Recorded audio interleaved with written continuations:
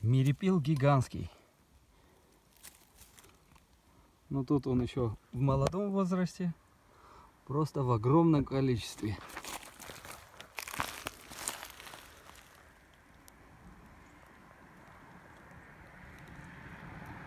Пробовали его жарить, варить.